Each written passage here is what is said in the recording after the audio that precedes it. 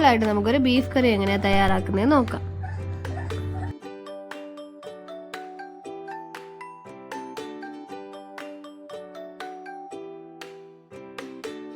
കുക്കറിലോട്ട് നമ്മൾ എടുത്ത് വെച്ചേക്കുന്ന ബീഫ് ഇട്ട് കൊടുക്കാം. അതിലോട്ട് തന്നെ നമുക്ക് സവാള ഇട്ട് കൊടുക്കാം.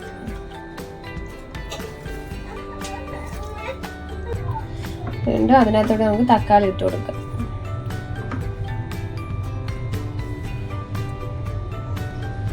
ശേഷം ഇഞ്ചി വെളുത്തുള്ളി,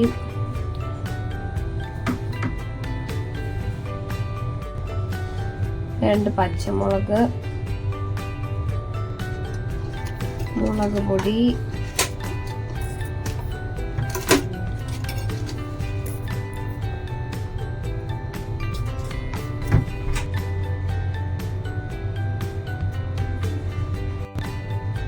മല്ലിപ്പൊടി, മഞ്ഞപ്പൊടി,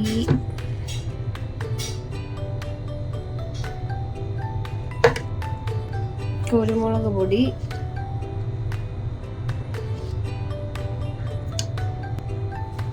ഉപ്പ്,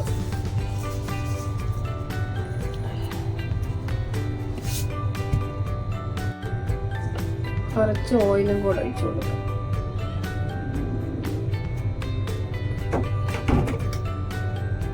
പിന്നെയുള്ള പരിപാടി നന്നായിട്ട് നമ്മുടെ കൈ വെച്ച് തന്നെ ഒന്ന് മിക്സ് ചെയ്ത് കൊടുക്കുക. ഇട്ട സാധനങ്ങളെല്ലാം കൂടെ ഒന്ന് മിക്സ് ചെയ്ത് കൊടുക്കുക.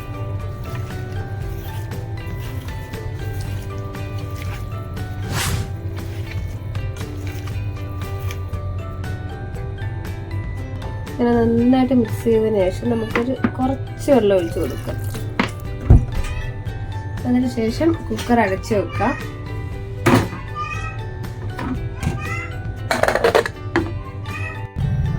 നമുക്ക് ഗ്യാസ് കത്തിച്ചിട്ട് ഒരു 4-5 വിസിൽ ബീഫ് വേവുന്നത് വരെ വേവിച്ചെടുക്കാം.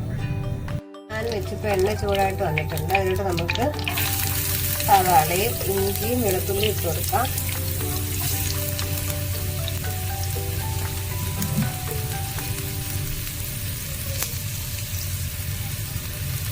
ബ്രൗൺ കളറായി വരുമ്പോഴേക്ക് കറിവേപ്പില ഇട്ട് കൊടുക്കാം.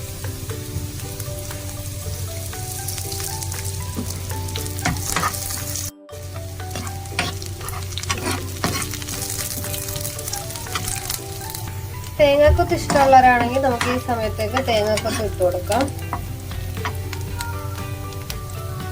നന്നായിട്ട് മൂത്ത് വരുമ്പോഴേക്ക് നമ്മുടെ ബീഫിലോട്ട് തട്ടിക്കൊടുക്കാം.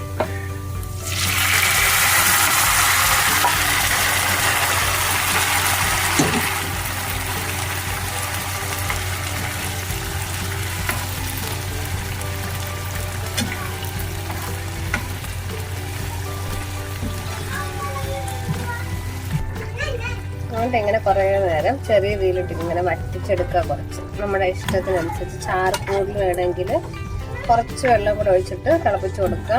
അത് പറ്റുന്ന രീതിയിലാണെങ്കിൽ ഇതേ രീതിയിൽ കുറേ നേരം ചെറിയ തീയിലിടുക. നമുക്ക് ചെറിയ തീയിലിട്ടൊരു 10-15 മിനിറ്റ് ഇങ്ങനെ വേവിച്ചെടുക്കാം. അപ്പോഴേക്ക് നല്ല വറ്റി നല്ല കുറുകി വരും. ഇപ്പൊ ഏകദേശം നല്ല കറിയൊക്കെ നല്ല കുറുകി വന്നിട്ടുണ്ട്. നന്നായിട്ട് കുറുകി വന്നിട്ടുണ്ട്.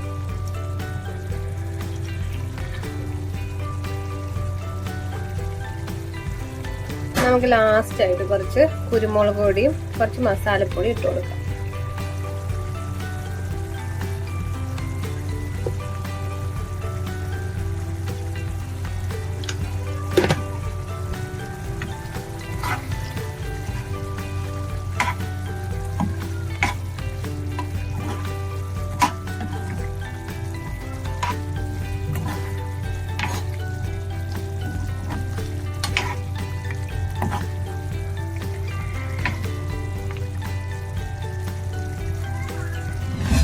നമുക്കത് സെർവിങ് പ്ലേറ്റിലോട്ട് മാറ്റാം.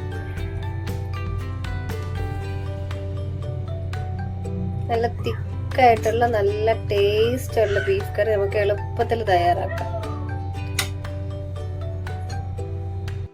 കഴിച്ചു നോക്കാം. സൂപ്പർ. എങ്ങനെയുണ്ട്?